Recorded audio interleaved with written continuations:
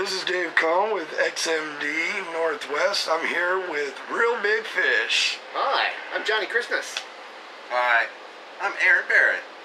Are you sure about that? I haven't checked for a while, but I'm pretty sure. So you guys are considered one of the older bands, been around for a while now. What's this tour been like? The Warped Tour. Almost. Who's the oldest band? Oh, less than Jake's older than us. Yeah, they're in their late 40s. We're in our early. Ouch! Come on, man. I'm in that realm. Hold on. There's just saying there's anything wrong with it. I'm just saying technically, you know, that's what's up. So what's it been like on this tour for you guys? It's been awesome. Yeah, it's been really a good good. Really good shows. A lot of fun times. Oh, we got lots of friends on this tour, so. Really great bands on this tour. Yeah. Any young bands that you guys hadn't seen yet that really stick out to you now?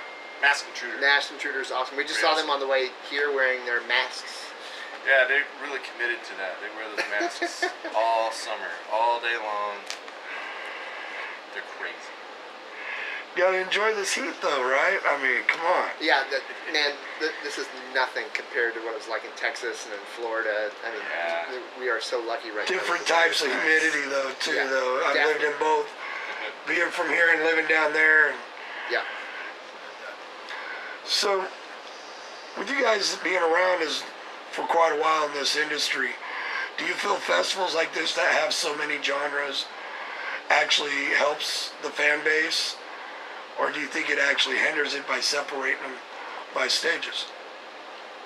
I think it helps us. Yeah, definitely helps I mean, us. it's not like, here's the stage. I mean, there's still a lot of commingling of crowds, yes. Commingling. Each stage has a lot of variety on it, too, even though there's the monster stages with mostly metal, and that's cool. But I think it helps because a lot of people used to complain about how much metal and screaming and stuff, so now that's more of the monster stages, and all the other stuff is everywhere else. Yeah, and I know what I'm talking about. You never know where the porta potties are, so sometimes those people that have to use... We try to catch the people that are looking for bathrooms with our set. Exactly. We're like, hey, you that have to use the porta potty, come over and listen to Real Big Fish. That's the point I was trying to make. So what's some of the big the shows that you guys have really just stood out to you on this tour? Pomona a few days ago really stood out to me because I had my daughter out. And she was her first Real Big Fish show. Her first Real Big Fish show. All right, on. She Congratulations. was standing on the side of the stage before we played, and apparently, like she went out a little bit onto the stage and waved at the crowd. No, she walked right out into the front of the stage. Did she? Everybody was chanting, "Little girl, little girl." She's 3. Yeah, she's 3, so she's not scared of anything, and it was really, really cute. That's a cool thing. So, today in age, it's all about social media, and fans nowadays can have any kind of camera almost, it seems like. Yeah. And cell phones, of course, are so advanced that we have some of the best cameras on them. Do you guys find it offensive when fans are recording you while you're playing?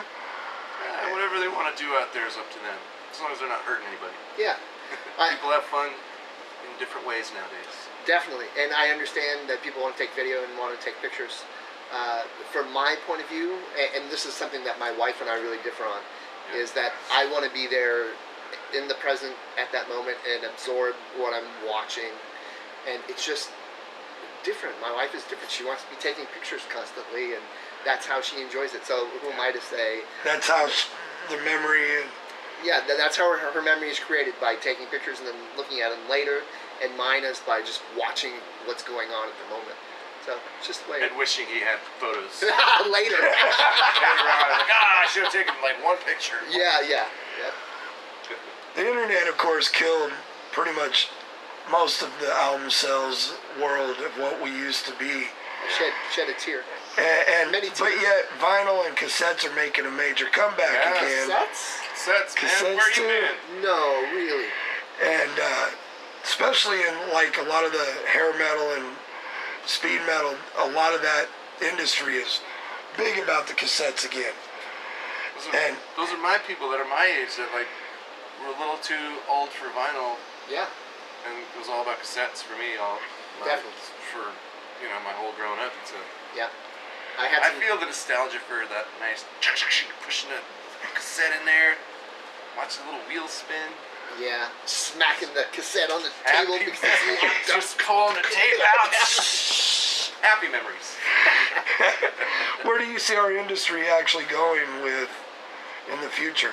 I don't know. I can't imagine where it's all going to go. Yeah, it's really hard. Pretty crazy. Being able to carry, all of your music on a single device is really, really awesome. It's so great not to have to take a suitcase worth of CDs. Double-sided. Yeah, because I would always, I'd have my 2 500 CD booklets that I would take on tour with me, back in the 90s. And so having an iPod now is like amazing. And video cassettes on top of that. That too. Oh my gosh. But it did kind of take away all the smaller bands, like all the independent bands, like hurts the record sales a lot. Yeah. The big famous people still sell millions of records somehow. Yeah, not us. That money behind it. We're not bitter. We're glad. It's all about playing live and performing and people coming and dancing. And do you feel that the media and the fact that people can just sit at home nowadays, gamers will sit at home and turn a YouTube channel on and watch something compared to go out to live shows? Do you see a difference in that between, like you were saying, from the 90s to today with the way the crowds are? Well, I mean, there's always been people who've been sitting at home, like ever since forever. Yeah. In the old days, there was those people you couldn't tear them away from their books. I'm reading. I don't want to go. I don't care about seeing a show or. I don't want to go to the dance where Glenn Miller's playing. I want to read my book. So, ever since and then video games came along. Yeah. Whenever, late 70s, 80s. There's always going to be people who want to stay at home and do their own thing, and there's always going to be people who want to go out and be around other people and party and dance. Yeah. So it could make the shows a little more special. I don't think that's going to go away like the live music experiences. So do you guys prefer the clubs where you're more intimate with your fans, or big festivals like this where you play and then you're rushed off to other things to do? Preference? I love them both. Me too. We play in such a wide variety of all kinds of venues. different We'll play experiences in front of 60,000 people at a festival in England, and we'll play in front of 100 people in a little tiny club in Poughkeepsie or in Denmark. And that, like, one of my most memorable shows. They're all fun in their own way. Definitely. What were you going to say? Oh, that show in Christiania in Denmark, in Copenhagen. Oh, yeah. That place was really small. The stage was this high. The crowd was right in your face. There was no barrier, and somehow none of us got hurt, and it was Nobody much got fun. Their teeth knocked out with the trumpet. With the microphones and all that stuff. It can be dangerous like that, and it was just everybody was crowd surfing. Nobody was getting hurt. Oh, it was so much fun. So there can be a lot of energy. Yep. In the small crowd. Just as much fun as a big crowd sometimes. Yep. So what does Real Big Fish have coming up after Warped Tour to finish out 2016?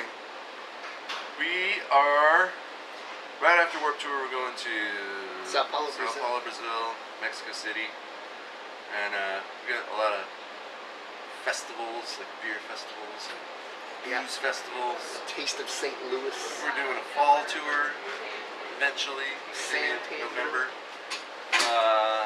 They're trying to iron that out. Playing shows. Got a lot of stuff coming out on vinyl. Nothing on cassette yet, unfortunately. Well, come on, man, get to it. We just got them to make vinyls. I wonder if we put some stuff on cassette if people would buy it. I don't know, I've bought in the last 2 weeks of bands that have actually small touring bands that have come through our area.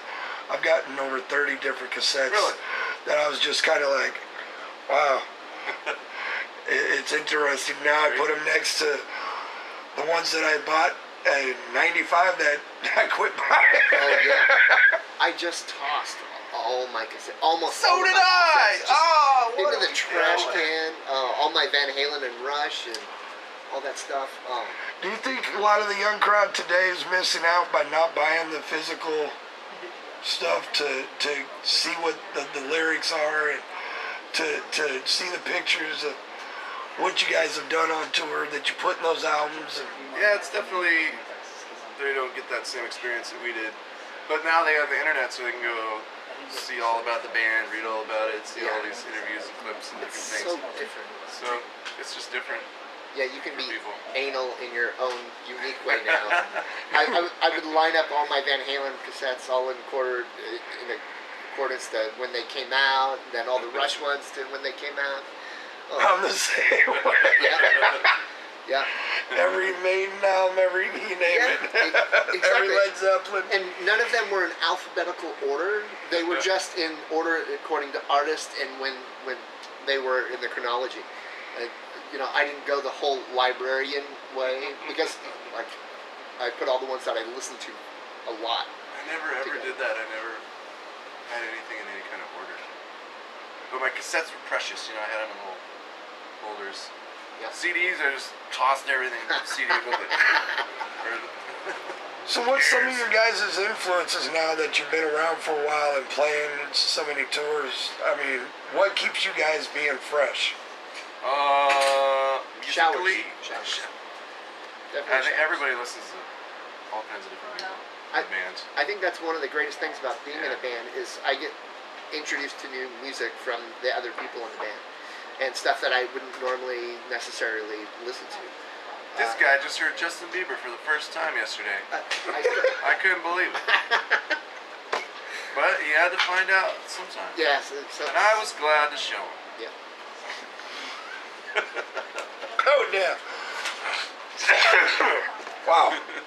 We're being too funny. That's funny. We don't want the interview to choke. Right. No fun. Don't die. Well, I want to appreciate and tell you guys I love what you do. Thank you. And definitely want to thank you for your time today. Pleasure. I know you guys got stage and everything that you've been having to do.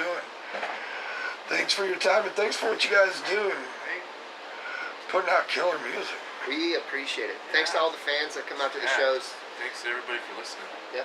Because without you, we would never be able to do this. Oh, no, thank Get out of you. the house and come to a show.